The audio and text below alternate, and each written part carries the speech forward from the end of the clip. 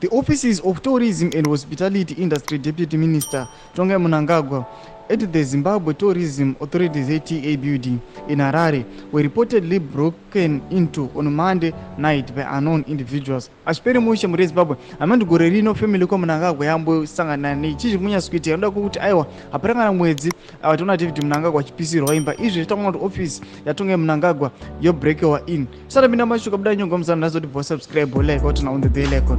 Tibina mnamonyo kwa mchinzi. We are still searching if they took anything. We have police at the scene right now. This incident comes just 2 weeks after a security breach and fire incident at the home of Tongai Mnangagwa's cousin, David Mnangagwa, who is the Deputy Minister of Finance, Economic Development and Investment Promotion and the son of President Mnangagwa.